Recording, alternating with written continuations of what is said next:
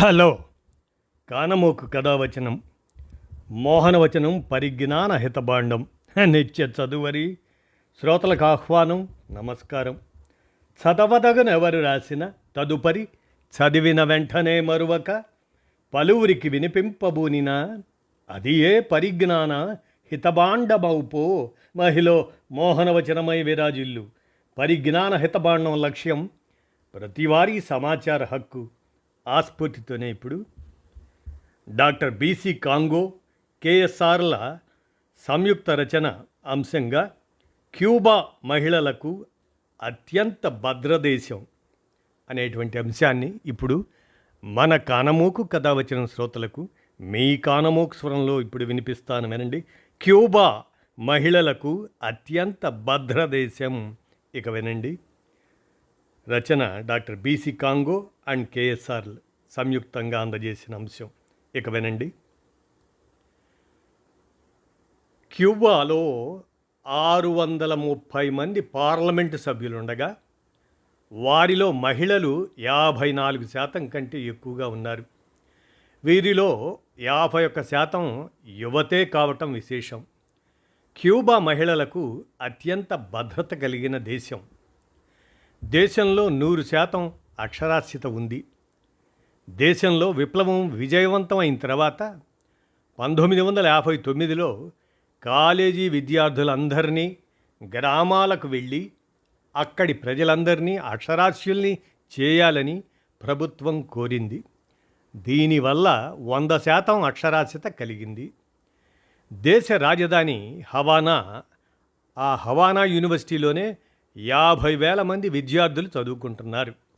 వీరిలో అత్యధికులు Latin America దేశాలకు చెందినవారే. 25 మార్చి 17 నుంచి 19వ తేదీ వరకు హవానాలో జరిగిన 4వ అంతర్జాతీయ జర్నలిస్టుల మహాసభకు ఈ రచయితలు హాజరయ్యారు. థెలెసర్ టెలివిజన్ ఛానల్లో 20 ఏళ్ళు పూర్తి చేసుకున్న సందర్భంగా ఈ మహాసభ జరిగింది. అలాగే పత్రియా వార్తాపత్రికను 133 సంవత్సరాల క్రితం ప్రారంభించారు. గొప్ప స్వాతంత్ర సమరయోధుడు జోస్ మత్రి ఈ పత్రికను ప్రారంభించారు.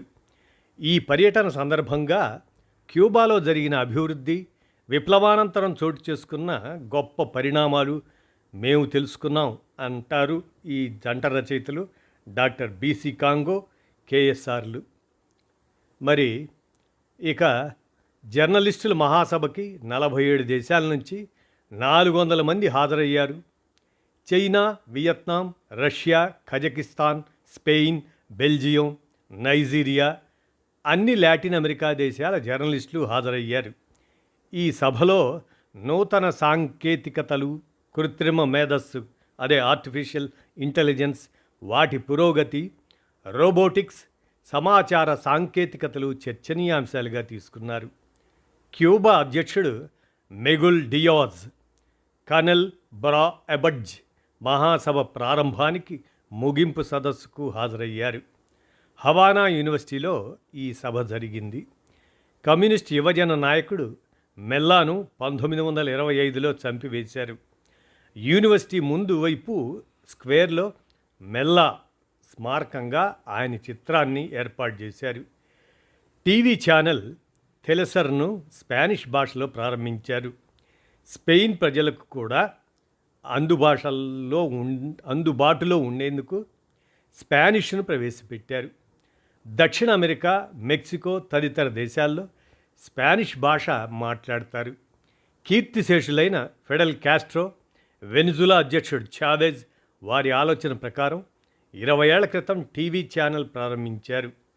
నకిలీ వార్తలను ప్రచారం చేసి అమెరికా ప్రజలను గందరగోళపరచకుండా అసలైన వార్తలు ఇవ్వడానికి ఈ టీవీ ఛానల్ను ఏర్పాటు చేశారు. అమెరికా దిగ్బంధనాన్ని ఎదుర్కొని క్యూబా నిలిచింది.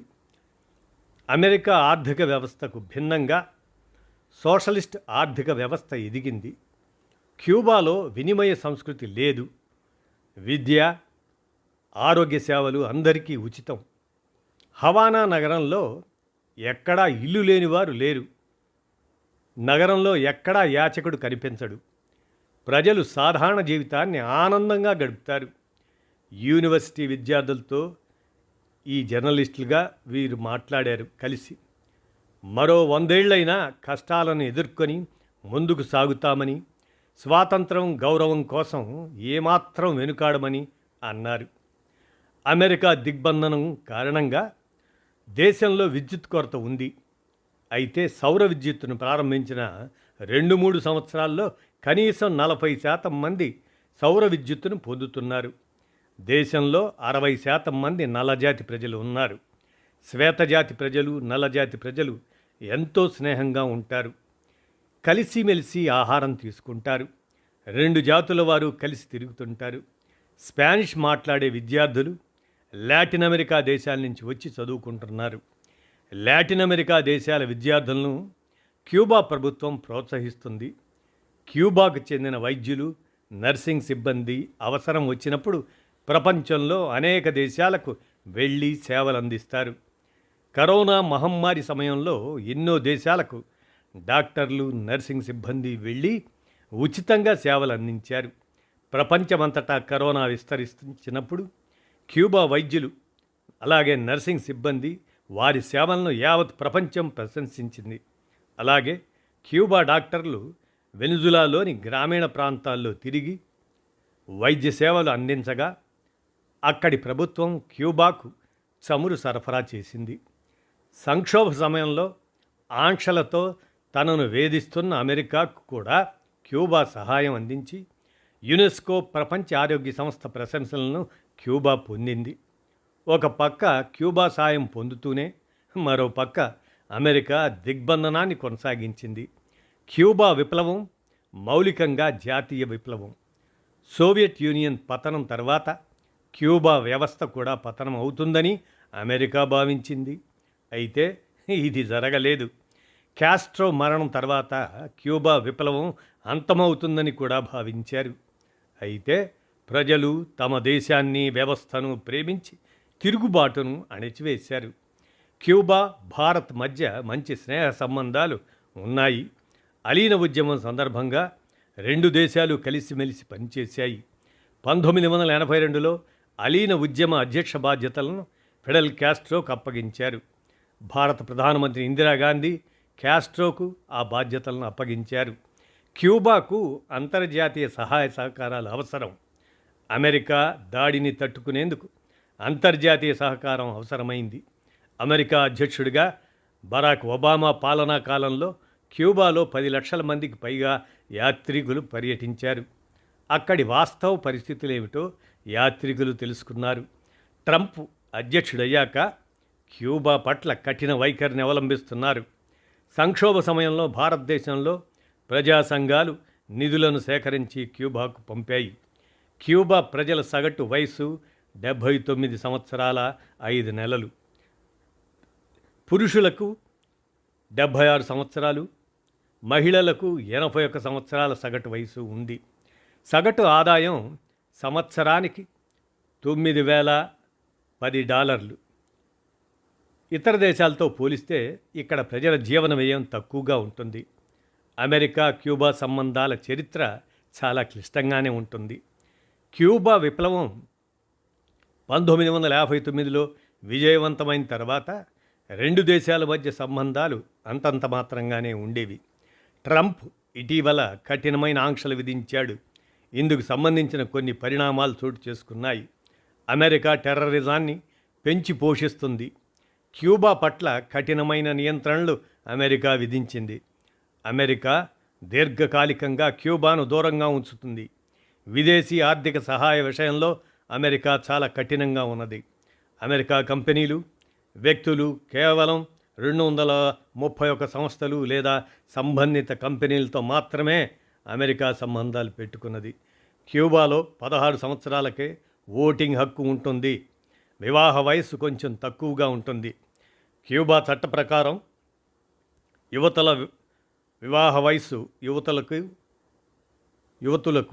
14 ఏళ్ళు, అదే యువకులకు వివాహ వయసు 16. అయితే తల్లిదండ్రులు ఈ వయసులో వివాహానికి అంగీకరిస్తారు. కొన్ని కేసుల్లో న్యాయస్థానాల ఆమోదం కూడా అవసరమవుతుంది. క్యూబాలో వైద్య పరిశోధన ప్రత్యేకించి బయోటెక్నాలజీ ఫార్మాస్యూటికల్స్లో ప్రపంచవ్యాప్తంగా గుర్తింపు పొందింది. మరి సంక్షోభ సమయంలో ఆంక్షలతో తనను వేధిస్తున్న అమెరికాకు కూడా క్యూబా సహాయం అందించి యునెస్కో ప్రపంచ ఆరోగ్య సంస్థ ప్రశంసలను క్యూబా పొందింది. ఒక పక్క క్యూబా సాయం పొందుతూనే మరో పక్క అమెరికా దిగ్బంధనాన్ని కొనసాగించింది. క్యూబా విప్లవం మౌలికంగా జాతీయ విప్లవం. సోవియట్ యూనియన్ పతనం తర్వాత క్యూబా వ్యవస్థ కూడా పతనమవుతుందని అమెరికా భావించింది. అయితే అది జరగలేదు. కాస్ట్రో మరణం తర్వాత కూడా క్యూబా విప్లవం అంతమవుతుందని కూడా భావించారు. అయితే ప్రజలు తమ దేశాన్ని వ్యవస్థను ప్రేమించి తిరుగుబాటును అణచివేశారు. క్యూబా భారత్ మధ్య మంచి స్నేహ సంబంధాలు ఉన్నాయి. అలియోని ఉద్యమం సందర్భంగా రెండు దేశాలు కలిసిమెలిసి పనిచేశాయి. ఈ విధంగా అత్యంత భద్రమైన దేశం మహిళలకు ముఖ్యంగా క్యూబా దేశం అనే అంశాన్ని డాక్టర్ బీసీ కాంగో కేఎస్ఆర్లు ఇటీవల సందర్శించిన సందర్భంగా ఈ అంశాన్ని అందజేసిన మీదట మన కానమోకు కథ వచ్చిన శ్రోతలకు మీ కానమోకు స్వరంలో ఈ అంశాన్ని అంతర్జాతీయ సమాచారం విషయంగా ఈ అంశాన్ని వినిపించాను. విన్నారుగా, ధన్యవాదాలు.